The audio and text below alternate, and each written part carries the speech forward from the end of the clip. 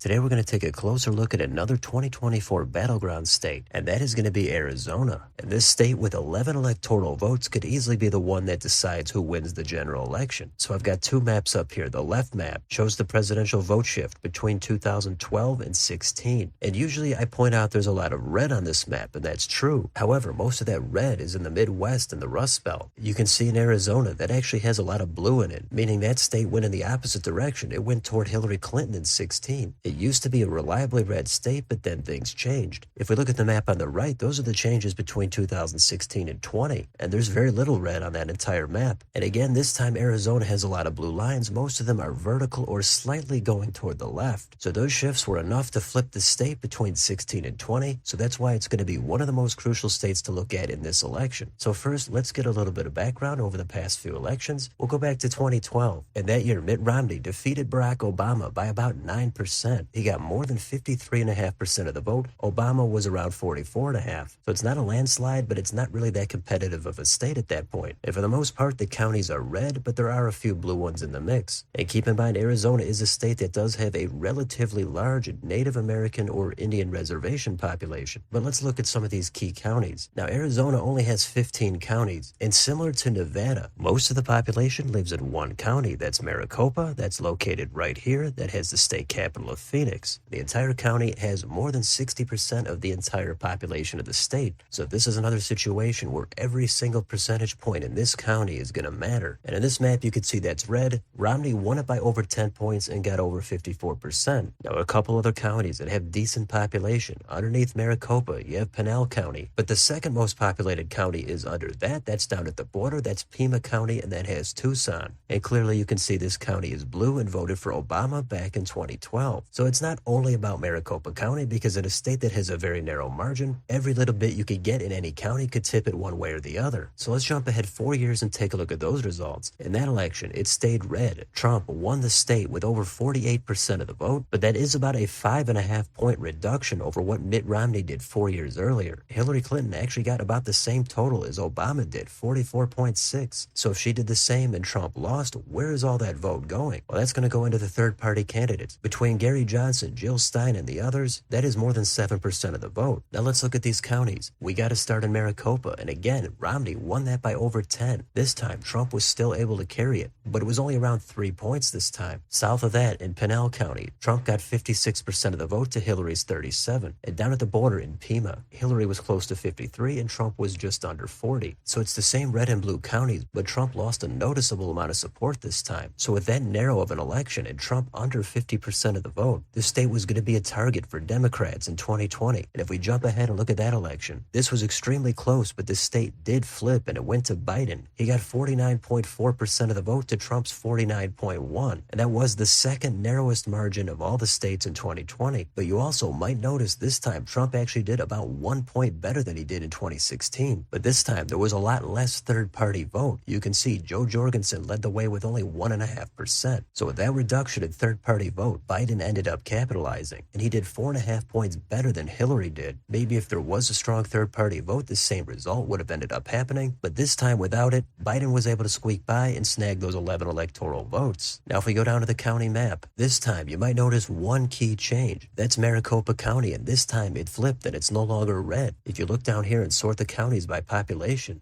Biden was +2 there, and in the second most populous county, he was +19. So it takes a lot of work for Trump and the other 13 counties to be able to balance out that heavy vote in the top 2 counties. He made it really close. Nobody cleared 50%, but it's clear the state has trended toward the left. Now let's switch over to Ballotpedia and look a little bit more at some of these county shifts. So here are the margins between 2012 and 2020. Back in 12, Maricopa was not extremely competitive. Again, we see Romney won it by over 10, but because this is where all the population is, there's no way Trump would be able to hold on to this state if the trends continued. And last time Biden flipped the county, that was enough to flip the state. Now the margin last time was narrow enough that it could go either way, but let's take a look at Pinal County. This county actually looks very similar to how it voted in 2012. Trump here winning it by about a 17% margin. Down at the border in Pima County, this is another one where Biden has done better than both Hillary and Obama did in the previous elections. Trump pretty much did exactly the same as he did the first time, that would be indicative of the third-party support breaking toward Biden in 2020. Now, you could also take a look at some of these other counties. Next door in Yuma, it's kind of the opposite as Pima. Here, Biden did the same as Hillary, while Trump's support went up 4 to 5 points. In the deeper red counties like Mojave or Yavapai, both Biden and Trump gained support, which means it might be tough to predict which way these counties are going to trend. You can also look at these blue county trends. Again, keep in mind the native population, and then down around to some of these darker red counties like Greenlee. Those have very little population, but Trump has made some significant gains there. Now, if you want another way to take a look at some of this vote, we can get on this map here, and it'll start off by showing you the county votes. However, this map will also allow you to zoom in and take a look at the precinct level. So if you go in on a place like Tucson, you can see Hillary was clearing 80% of the vote in some of these dark blue precincts. You go farther out, then it turns into lighter blue and then lighter red. But like with most states, the urban areas vote sharply for the Democrat. And if you want to do the same thing for 2020, we can take a look at this map. This time, let's zoom in on Maricopa and take a look at Phoenix. And again, these precincts are overwhelmingly blue. They're not as blue as they are in a place like Detroit or Milwaukee, but it does indicate a clear urban-rural divide. Now in this map, we can click here and take a look at the changes between 16 and 20. If we do that, we can see suburban Phoenix has a lot more blue on it. A lot of these precincts going 5 to 10 or more points toward Biden. There are some west of Phoenix that mildly shifted toward Trump, but overwhelmingly north and east, those places clearly shifted toward Biden. And that's the danger for Trump and the Republicans. If they can't get anything back in these Maricopa suburbs, then the state could be insurmountable for Trump. Now, if you want to look at some more shifts, we can get on this map here and take a look at the arrows for each county. This is between 16 and 20, and of course, the blue arrows went to Biden, the red arrows went to Trump. Let's click on the arrow for Maricopa and take a look at the changes. You can see here it says Biden cleared more than 1 million votes, and that comprises 31% of the total votes cast in the state. And down here, the changes between 16 and 20. They both gained hundreds of thousands of votes, but Biden gained 5.5 points. Trump also gained, but it was only 0.4 of a point. But the bottom stat might be the most notable. That's the third-party vote. That share dropped about 6%. So again, the third-party vote was a significant factor. There's no way to know for sure if that put Biden over the top, so we'll have to see which third parties or which independents make it on the ballot. Now, you can also click on all these other arrows for the other counties. Now, another thing that we can look at is turnout. If we get on this map here, this will show you the change in turnout in 2020. And like with most places, the turnout went up. In Maricopa, it was way up, over 30%. A few counties do show a decrease, but other than that, it's clearly up across the state. Now, in addition to the turnout overall, the turnout and shift among specific demographics might also be the tipping point. I hear a lot of talk about which way the Hispanic vote is going to trend. There's also a lot of retirees in Arizona. That's another factor. But I'm going to pull up one more map that shows the educational attainment in each county. These are the percentages that have attained a bachelor's degree or higher. Nationally, it's apparently a little over a third, and in Maricopa County, that's close to average. They're at about 34.4, and there are no counties in the state that hit 40%, but some of them are clearly under 20. So theoretically, voters with less educational attainment would gravitate towards Donald Trump. Higher educated tends to go to Biden. That's all just a superficial analysis. Who knows what's actually going to happen when the ballots are cast? But the last thing we could do is get on Wikipedia and take a look at how accurate the polling was last time. So again, both of them under 50% of the vote, but in the aggregate, Biden was ahead anywhere from about 1 to 2 points. Most of the individual polls did show Biden with an advantage, and ultimately, on a glance, the polling was not too terrible in this state. You could make a case that it did slightly overestimate Biden. 1 point is not that substantial, so this is not like Michigan or Wisconsin, where Trump was greatly underestimated. These polls showed a close race, and they ended up being right. Now, they weren't perfect, but who knows what's going to happen next time. Maybe they greatly underestimate Biden, maybe they greatly underestimate Trump. It's tough to say, but this is not a state known for its recent terrible polling. So what is the conclusion here? Well, last time, Biden became the first Democrat to win the state since 1996. Democrats are hoping those trends, especially in Maricopa County, continue, and they put the state out of reach for Trump and the Republicans. They've won statewide races recently in the U.S. Senate and governor, but Arizona is also a border state. That and immigration is a topic that advantages Trump and the Republicans. There's all the other usual issues out there.